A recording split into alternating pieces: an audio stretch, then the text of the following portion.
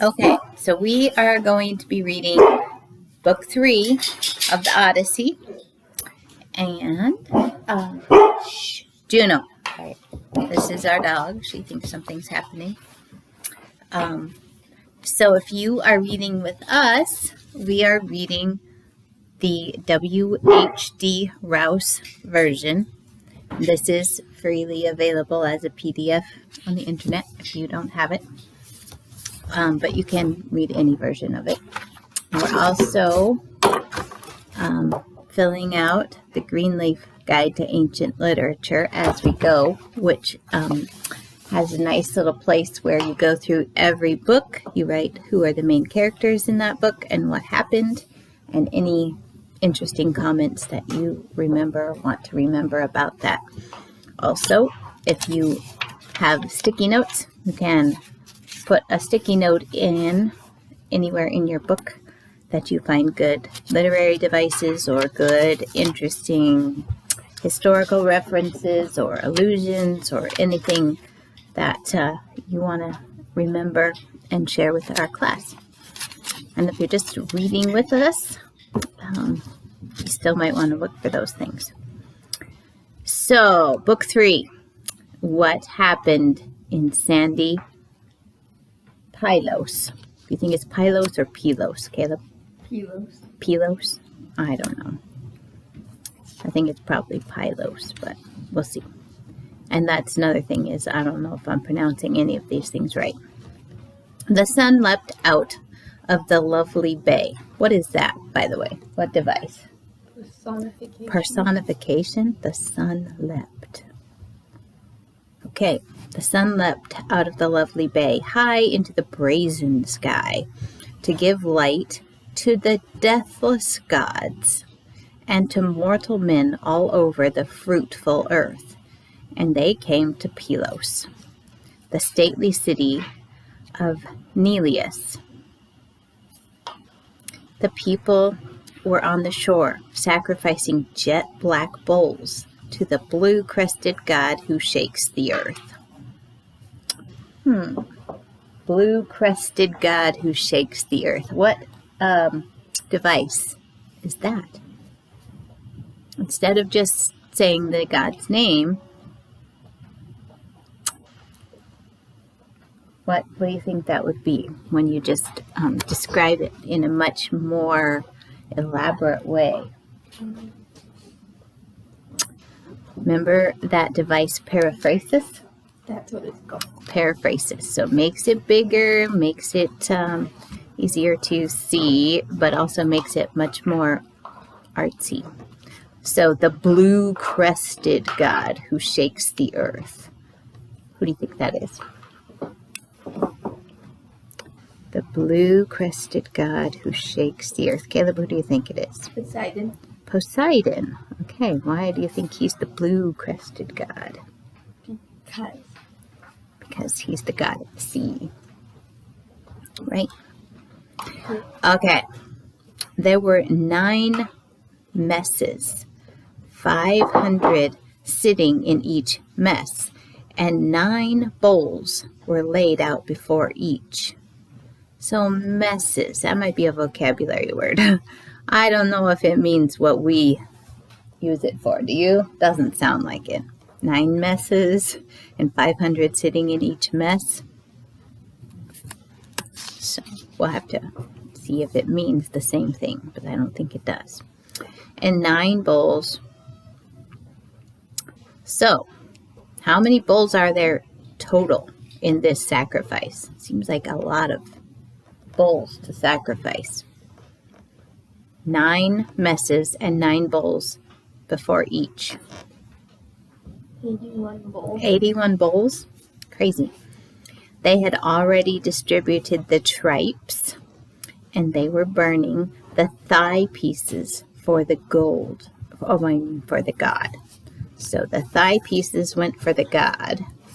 When the ships came sailing in, the crew brailed up the sail and trussed it and moored the ship and went ashore. Telemachus came ashore too, after Athena, who broke the silence by saying, "Telemachus, there is no need to be shy, not a bit. You know why you have come on this voyage, to ask news of your father, how he died, and where he was buried. Come along then, straight to Nestor. Let us learn what he really thinks and knows about it. You must speak to Nestor yourself and ask him to tell you the whole truth. He has too much good feeling to deceive you. All righty. So, Athena, what does she keep doing for Telemachus? Telling him not to be shy. Yeah, she's giving him like pep talks and getting him more confidence and encouraging him along the way to do what he needs to do. All right, so Telemachus answered Mentor, because remember, Athena is disguised as who? Mentor. So when they were in the council, was she disguised as Mentor? Yeah. Okay. In the first chapter, she was disguised as Mentes, though. Okay. So Telemachus is talking to Mentor. Mentor, how can I go? How can I greet him? I have no practice in polite speeches. And then again, a young man must be shy when he addresses an older man. Athena, with a glance of her keen eyes, replied, Some things you will think of yourself, Telemachus. Some things God will put into your mind. Not without the blessing of heaven were you born and bred, I think. With all these words, Pallas Athena led the way briskly, and he followed. They came to the place where the Pylians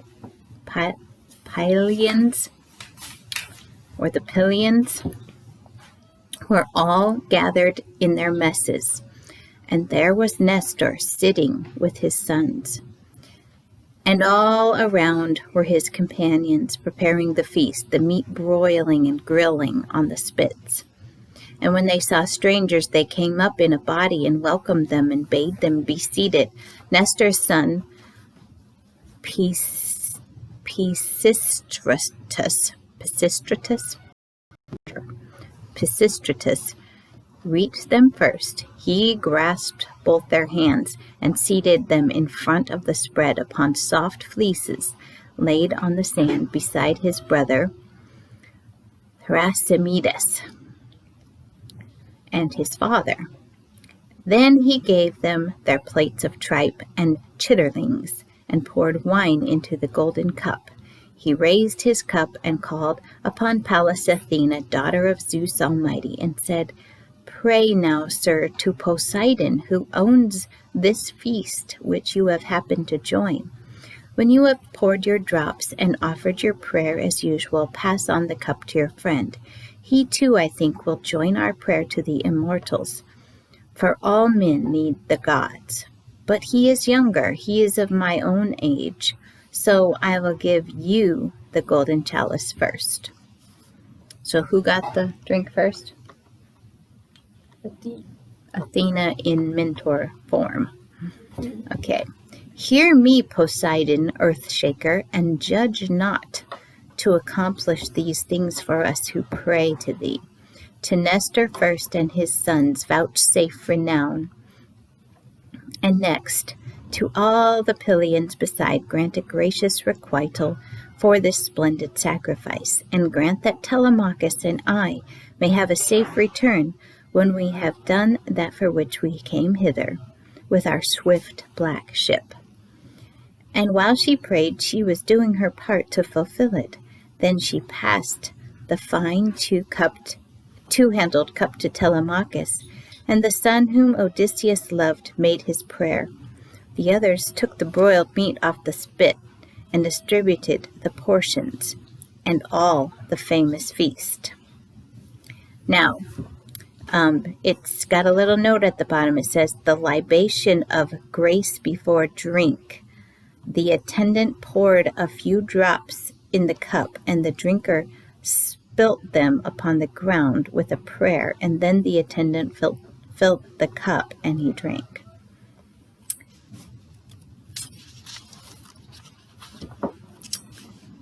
But When they had taken as much as they wanted, the old cavalier Nestor addressed them. "That is better, and now I may be allowed to put a few questions to my guests and ask who you are, since they have enjoyed their meal in peace. Who are you, sirs? Where do you come from over the waters? Is it business, or are you voyaging at random, like the sea robbers who voyage about and risk their lives to bring trouble in foreign parts?" Telemachus now plucked up courage, for Athena herself gave him the courage to ask about his father's delay, that he might show he knew how to behave in society. He said, "May it please your majesty, Nestor Nealides, you ask where we came from, and I will answer. We come from Ithaca, and the town under Mount Neon. My business is private, not public. I seek any news I can hear anywhere in the wide world of my father, the noble Odysseus, the ever-patient man, who they say fought by your side when you took Troy. We have heard all about the others. We have heard about all the others who were in the war, and we know where each of them died to our sorrow. But as for that man, we have not even heard that he is dead. Such is the will of Cronion. For no one can tell us for certain when he died, whether he was brought low on land by his enemies or at sea amid the billows of Amphitrite. That is why I am here to appeal to you. Please tell me, if you please, of his lamentable fate, if you saw it with your own eyes, or if you have heard anyone speak of him on his wanderings, for he was born to sorrow, if any man ever was.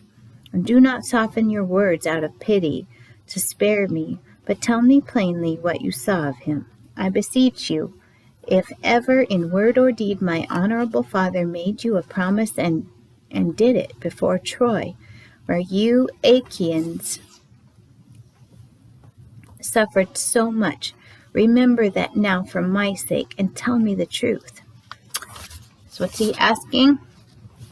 I need news of my father. Right, if Nestor has any ideas, has heard anything, or knows anything. "My dear boy," answered the fine old cavalier, "now you bring it all back to me, what we reckless fellows did go through. Oh, how we ranged over the misty seas in our ships for plunder, wherever Achilles led us. How we fought round the great city of King Priam. Ah, there. And then all our best men were slain. There lies Aias, the man of war. There lies Achilles. There is Patroclus, prudent as a god in council. There is my own dear son, a man strong and without blemish. Antilochus, swift of foot, beyond all, and a fighter. And what a world of trouble we suffered besides these! What mortal man could tell them all? Not if you would stay here 5 long years, nor 6 long years, could you hear the whole story of the troubles which the brave Achaeans there endured. You would soon be tired and go back to your own country. 9 long years we were busy, scheming and plotting and planning in every possible way, and only just managed it, thanks be to God. All that time no one came near Odysseus in resource, for that grand man was first by a long way in all the plots and plans and schemes. Your father, I say, if you really are his son. If you amaze me, young man, when I hear you speak, I might be hearing him. You could not imagine a young man could speak so like him. All that time I and Odysseus never took different sides, either in parliament or in council. We were of one mind. With good sense and wisdom we advised the people always that which promised the best success.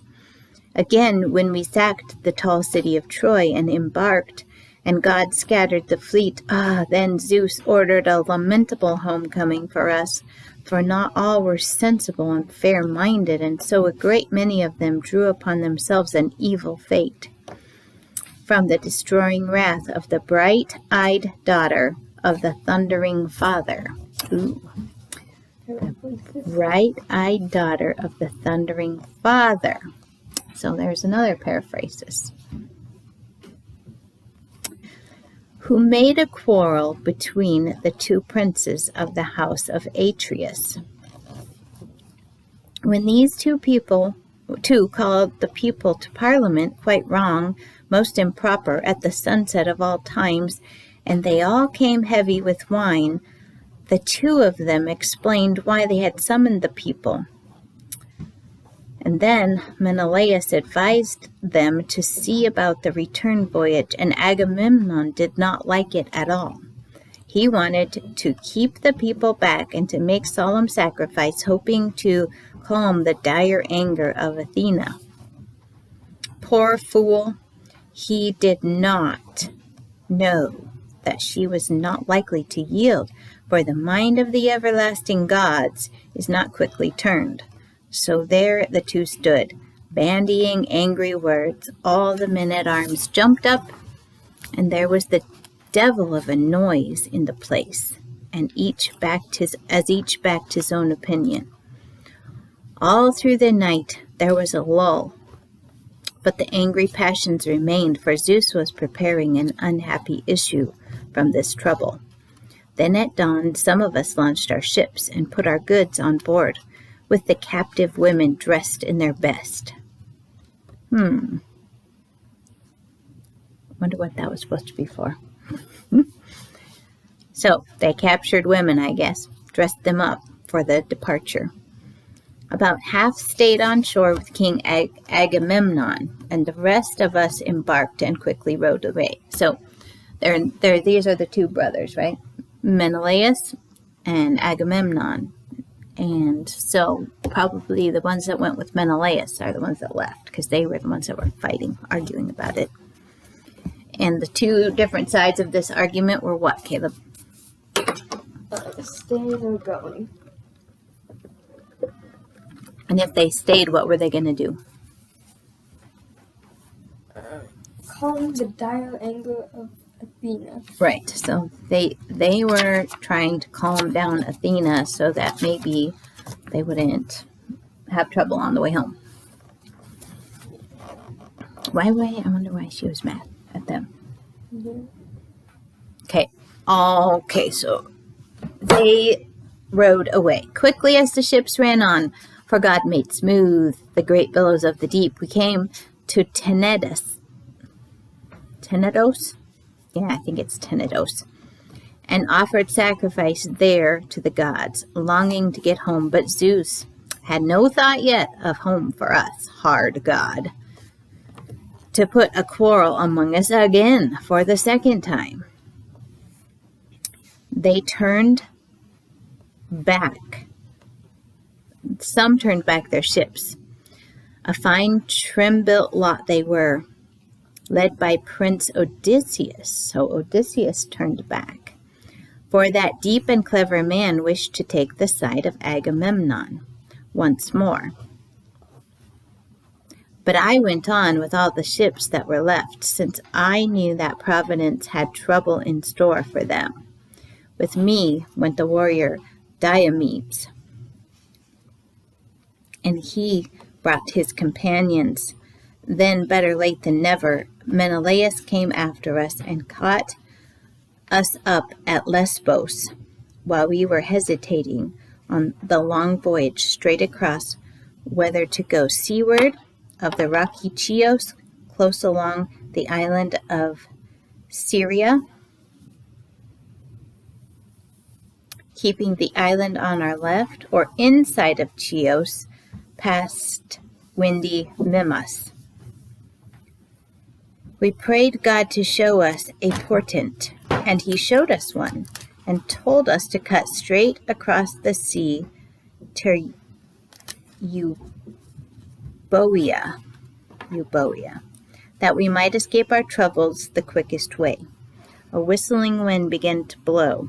The ships ran at a great rate over the water, and in the night they put in at Garastos.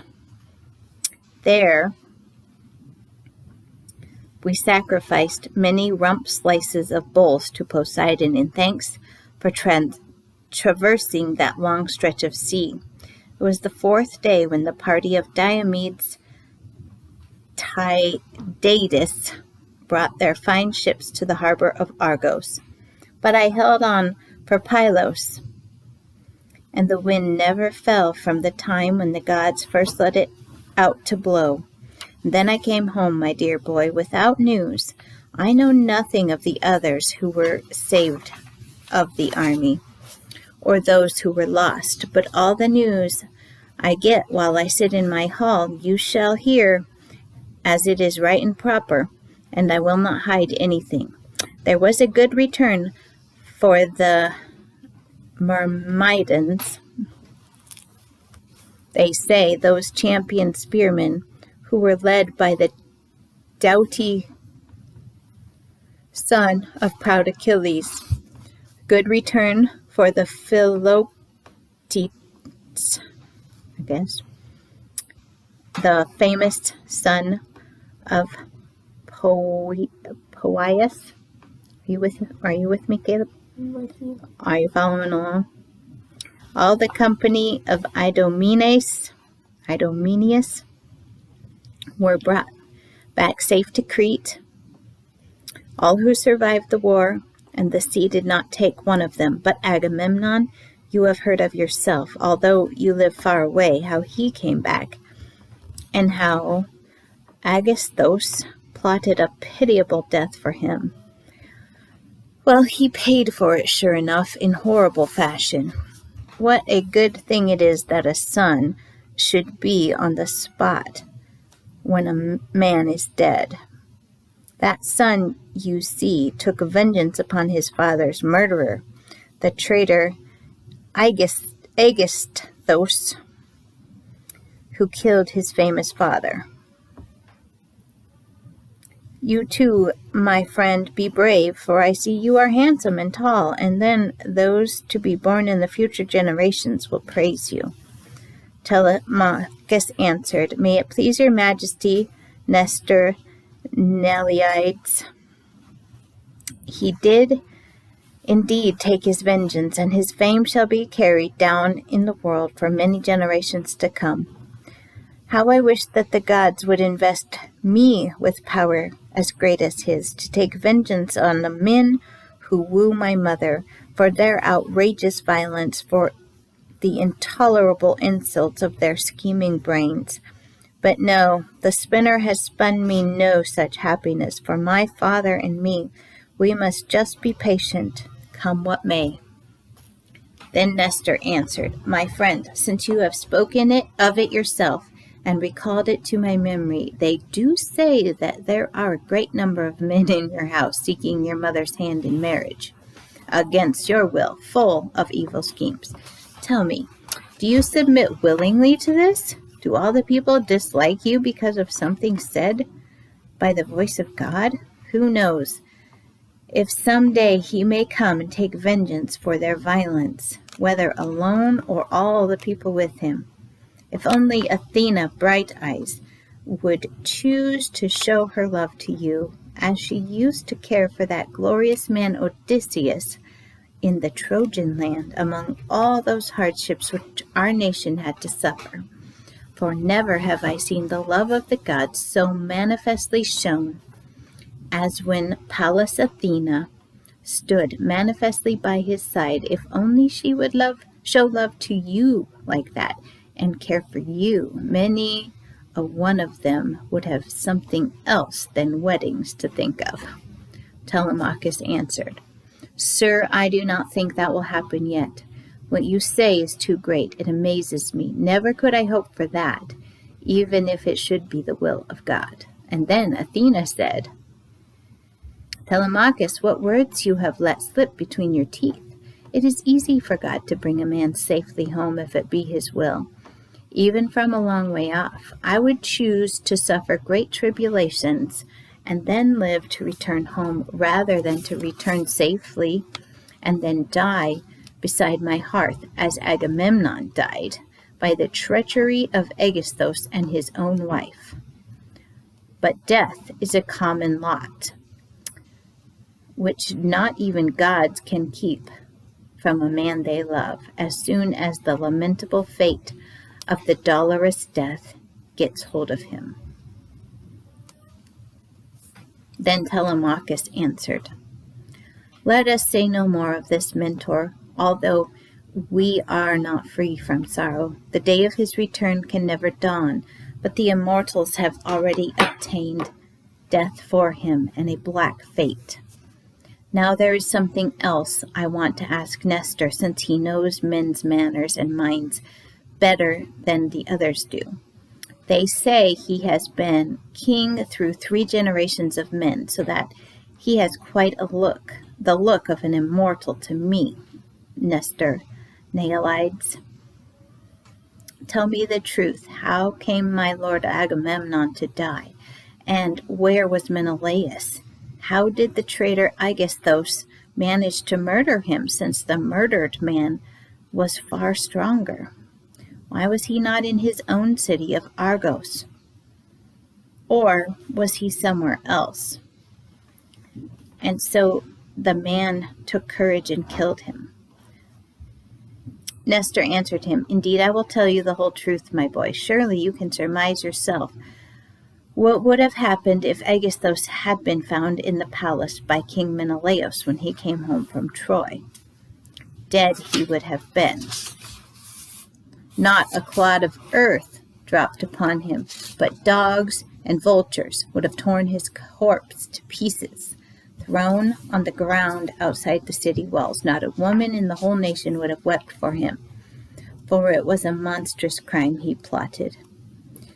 We were over there doing our arduous duties, firmly fixed, he at his ease in a corner of that land of horses, bewitching Agamemnon's wife forever with his talk. At first, she would have nothing to do with this shameful business.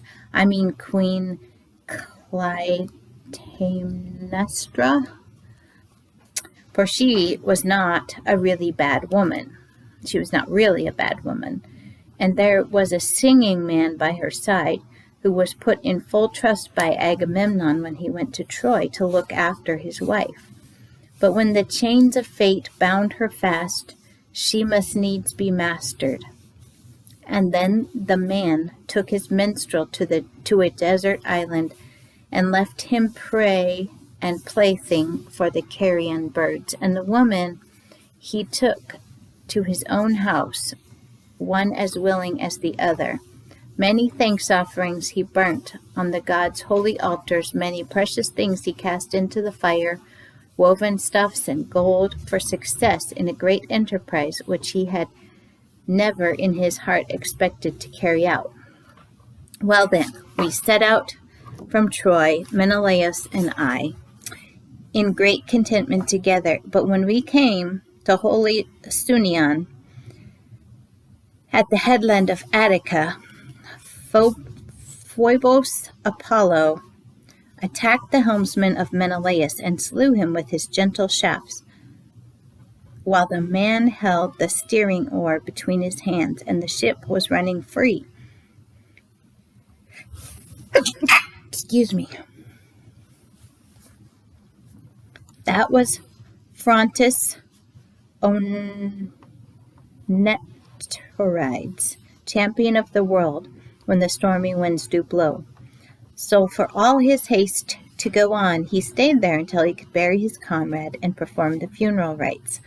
But when he followed us over the purple sea, and the ships came in their course to the steep cliff,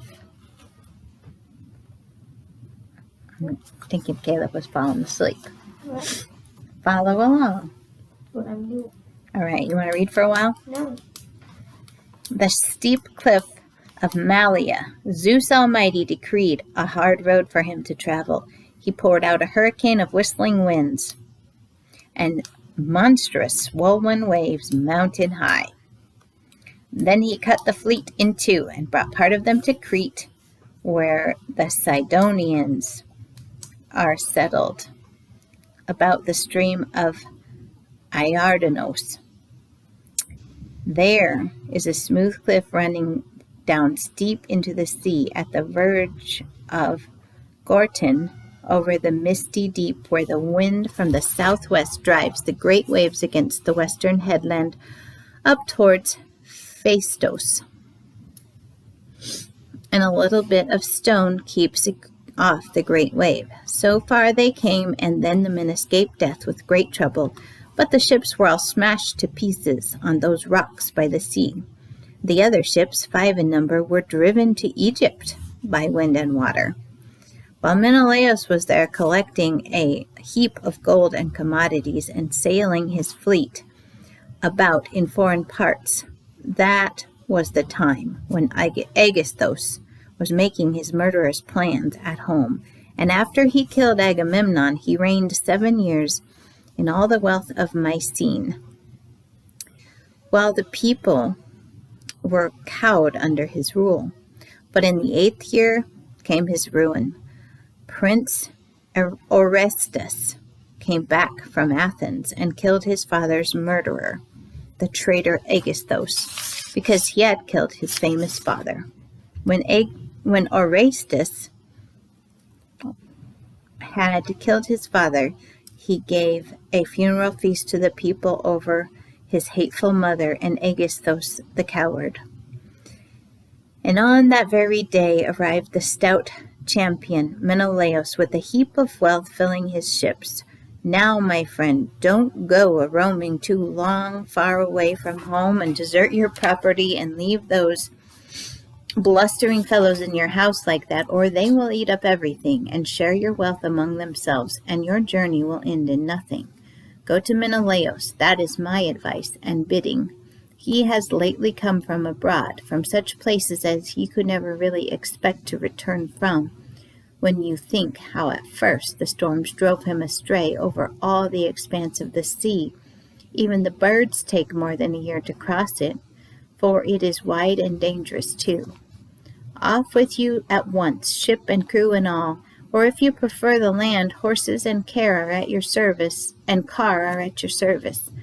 My sons are at your service, and they shall be your guides to lovely Lacedaemon, and there you will find Menelaus. Beg him yourself to tell you the truth, but he will not deceive you, for he knows what is right and proper. And when he finished, the sun set and darkness came. And then Athena spoke with her bright eyes glinting. Sir, you have told your tale well. Now then, cut the tongues of sacrifice and mix the wine, that we may pour libations to Poseidon and the other immortals, and think of our rest. It is high time now, for the light has gone down into the west, and it is not fitting to sit long at the feast of sacrifice, but to pass on.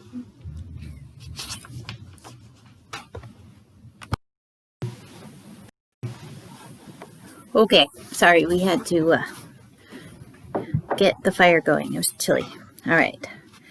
So the others listened, and as they did, attendants poured water over their hands, and boys filled the mixing bowls to the brim, and served wine to all. After pouring the first few drops,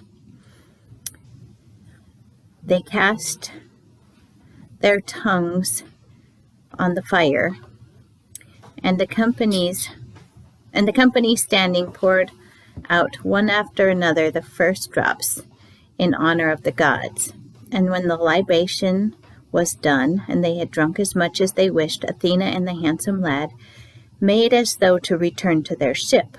But Nestor would not have it. He said at once, Zeus and all the immortal gods forbid that you should leave me and go off to your ship, as if I were a pauper without a rag, as if I had not plenty of blankets and rugs in my house, nothing for myself to sleep soft on, nothing for my guests. Come, I have blankets and rugs of the best. No, that man's son shall not lie on a ship's deck. his very own son, so long as I am alive, and while children are left after me to entertain the guests who may come into my house. Athena answered him, That is well said, dear and reverend sir. It is not yours to command, and Telemachus must obey as is right and proper. Well, he shall stay with you and sleep in your mansion, but I will return to our ship to hearten the men and make them do their duty. You see, I am the only man of full age among them. The rest are all of an age with our brave young Telemachus, and just as volunteers out of affection for him. So I will just lie down in the old black ship for this night, but tomorrow I mean to visit the Caconians. Those good fellows owe me a claim, no new thing and no small thing. And our friend here, since he has come to your house, lend him your son and a carriage, and let him go on, and lend him horses and the fastest, strongest that you have. With those words, Athena departed, taking the shape of a sea osprey.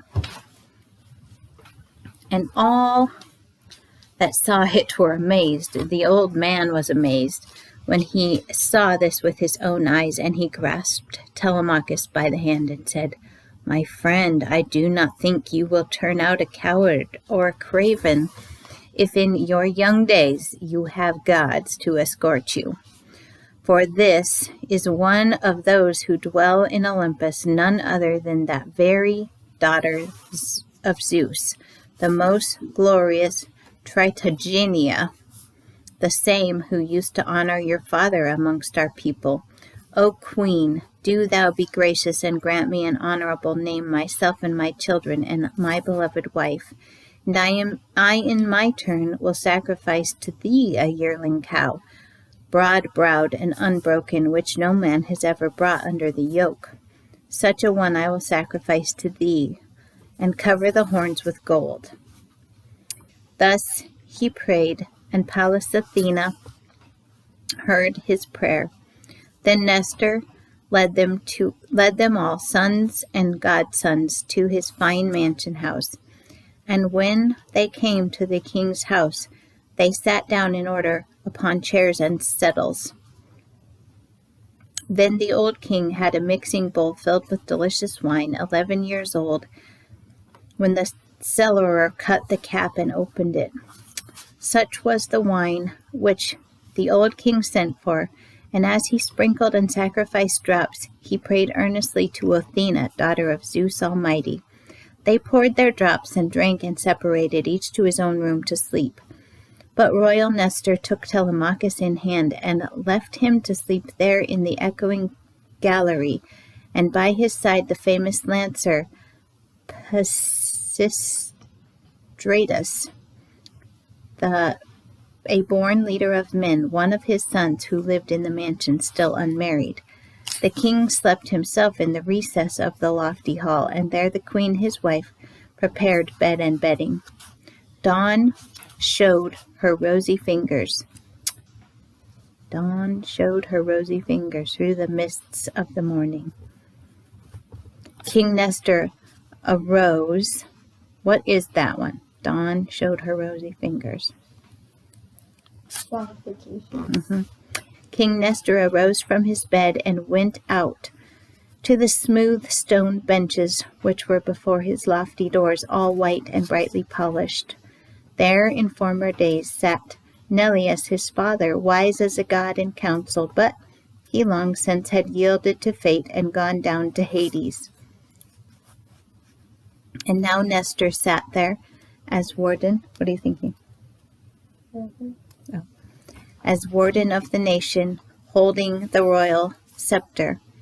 About him gathered all his sons as they came from their rooms, Echaphron and Stratius and Perseus and Eratos and the young prince Thrasymedes.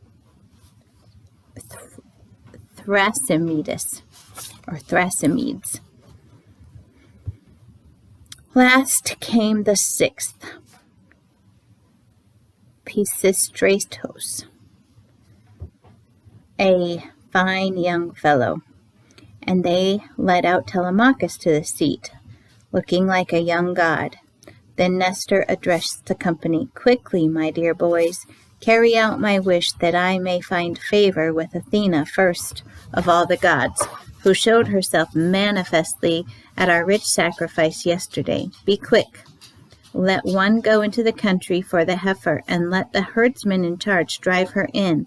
One go to the ship of brave Telemachus and bring up all his companions, leaving only 2. One summon Laerces the goldsmith, that he may cover the heifer's horns with gold, and the rest of you stay here together, and tell the women indoors to get ready a good meal in my house, and set the places, and collect firewood, and bring water."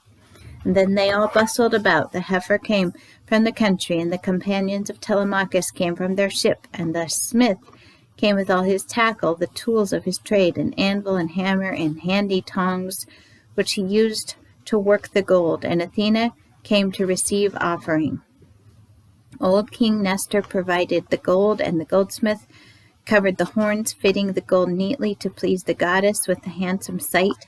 Stratios and young Echephron led the heifer by the horns.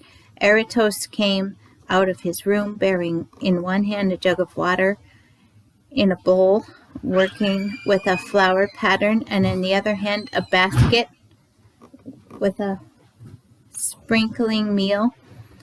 Thrasymedes and the young soldier was there.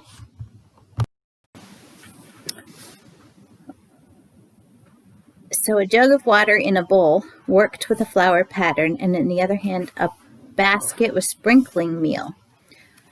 Thrasymedes, the young soldier, was there, holding a sharp axe to cut down the heifer. Perseus held the bowl for the blood. Old King Nestor began the rite with hand-washing and barley meal, and as he did it, he prayed earnestly to Athena, while he cast the forelock into the fire. And when they had prayed and sprinkled the barley meal, at once Thrasymedes approached and struck the blow. The axe cut through the sinews of the neck, and the strength went from her. And then all the women raised their Alleluia. Daughters and sons, wives, and Nestor's honored consort, Eurydice, the eldest of the daughters of Clymenos. Okay, so then there's a note. It says the barley meal was sprinkled on the victims' heads. A few hairs were plucked from the head and cast into the fire. So the other sons lifted up the victim from the ground and held it on their shoulders. Pisistratos cut the throat. Then the blood flowed and the life left the body. So they broke her up forthwith and cut the rump slices in proper form and wrapped them, one slice between 2 pieces of fat, and laid other slices of raw flesh upon these. And the old king burnt them upon the fagots and poured over them sparkling wine, and the young men stood by his side, holding their 5-pronged forks in their hands. Then, after the rump slices were burnt and they had divided the tripes, they chopped up the rest and ran the pieces on spits and grilled them, each holding the ends of the spit in their hands. Meanwhile, Telemachus had been bathed by Polycasta, the youngest daughter of Nestor Neleides. And when she had bathed him and rubbed him with olive oil, she gave him a wrap and a tunic to wear. And when he stepped out of the tub, as handsome as a young god, he came to Nestor's side and sat down by the king. The others now roasted the fleshy parts and taken them off the spits, and they were sitting down to their meal, good men looking after them, pouring out the wine into golden cups. And when they had eaten and drunk all they wanted, old King Nestor addressed them. "My boys, hurry up with the horses and put them under the yoke, that he may get on his way." They did as they were told with a will. Quickly they put the swift horses under yoke, and the housekeeper packed in bread and wine and meat such as the kings eat by the grace of heaven. Up climbed Telemachus onto the splendid car.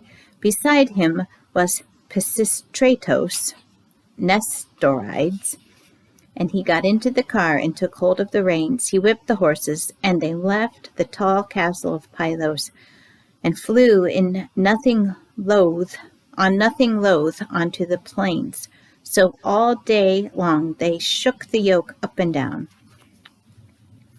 The sun went down, and all the ways became dark, and they came to Pherae, the house of Diocles, the son of Ortolocus, whose father was the river god Alphaeus, where they rested for the night, and he gave them the gifts that were a guest's due.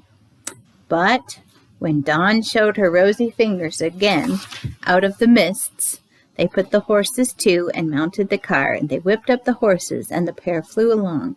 By and by they came to a plain full of growing wheat, and there at last they were near the end of their journey. So well did the swift horses carry them on. The sun went down, and all the ways became dark. And that is the end of Book 3. So what happened in Book 3, Caleb? What would you say was the main characters and what happened? Telemachus, Athena, Nestor. Nestor, King Nestor. And he was the king of what? Pylos. Pylos, which was the city of, the capital city of, was it Pylos or Pylos? Pylos. Okay, of Neleus. City. Okay, so. Okay, and did he find out any news? Did Telemachus find out any news? Well, it's told to go to Menelaus? Yeah. Okay, and was there a certain story that was told, that was talked about? Something that happened? Murder of Agamemnon. Okay, so Nestor told him about the murder of Agamemnon. Yeah. And did he tell about the last time he saw Odysseus? Yes. Okay. All right. I think that's the main gist of Book 3, what happened in sandy Pylos. So now Telemachus is on his way to Menelaus. To go talk to Menelaus. All right. So we'll see what happens in the next book.